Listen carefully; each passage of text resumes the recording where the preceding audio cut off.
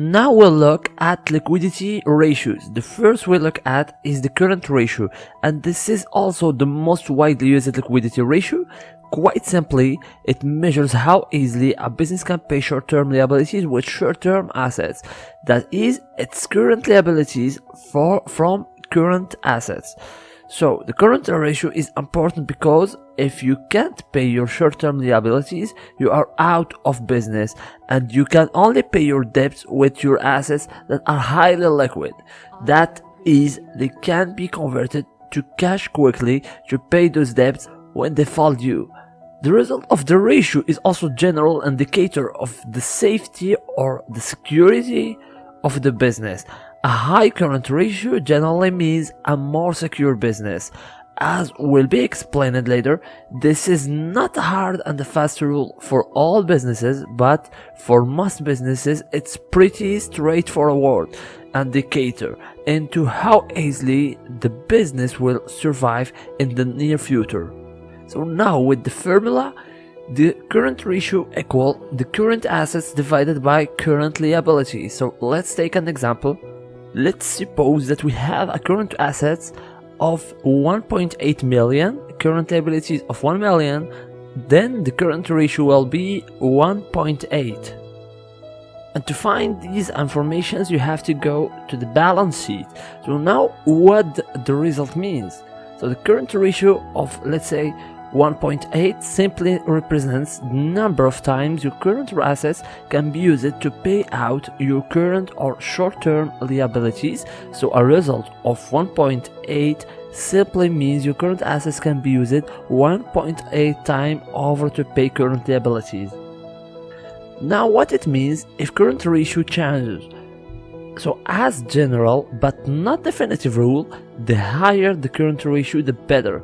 If your current ratio increases, then this means you have more ability to pay your upcoming short-term debts. There are only two inputs into this calculation.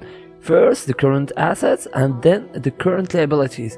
So therefore, if the ratio changes, then only these two factors could have changed. Increasing current assets are generally better for a business liquidity-wise, and the same can be said for a decrease in current liabilities. What the ratio figure should be is debatable. Off the cuff, a ratio of 2 is regarded as a safe liquidity position in most businesses. A figure of less than 1 may be of concern, as this means, in theory, in your current position, you do not have enough liquid assets to meet your obligations when they fall due in the near term.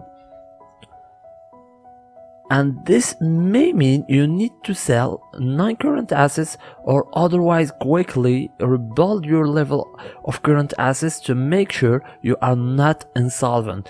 After all, a business will only close down when it is insolvent, and this is not necessarily based on how profitable the business is. A healthy current ratio is not only a good sign of solvency, it is also a sign of a well-functioning business. Many businesses sell inventory that ends up as part of accounts receivable and it's then collected as cash. To do this, they purchase inventory on credit and they becomes an account payable and pay their other wage and expenses throughout the year. All current liabilities. So for most business, the standard healthy business cycle all runs through current assets and current liabilities. A well-functioning and flowing current ratio is thus a sign that business life is normal, so to speak. You may be wondering what the term current means, and if this is the case, then don't worry, it's really simple accounting jargon. Current simply means that it will be due or completely liquid within a 12 months period. Any liabilities that don't need to be paid for over 12 months and any assets that are not expected to be turned into cash for over 12 months are regarded as non-current. 12 months is the line in the sand. For the drawback of this ratio, as we said earlier, we talked about what the EDO ratio should be and said that it was debatable. This is part of its biggest weaknesses. There is simply no hard and fast rule. I also said that a ratio below 1 may be a concern, yet you will find many larger businesses with a high inventory turnover often have a current ratio below 1 and they are not in risk of being insolvent. This situation can occur, for example, when accounts payable are only due monthly or quarterly, but with a high inventory turnover, large businesses can quickly turn its inventory into higher level of cash, and this higher level of cash can then quickly bump up the current assets to meet its obligations when they fall due. Secondly, there is an inherent assumption that all current assets can be turned into cash to pay current liabilities. Some current assets are never turned into cash in the case of prepayment, and some are dependent on sales results. In the case of inventory, you may have $10,000 worth of inventory, but if you can't sell it for a reasonable price in a reasonable time frame, you can't pay that 10,000 current liabilities. Another drawback relates to the fact that it's claimed that a high current ratio is better. This is true for liquidity only. If you had a current ratio of say 25, then this would be great for liquidity, but it is best for the business.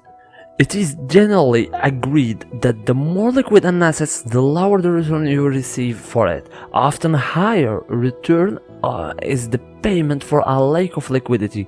Therefore, if you had a current ratio of 25, then you may have too many low return current assets that should be invested into higher return non-current assets.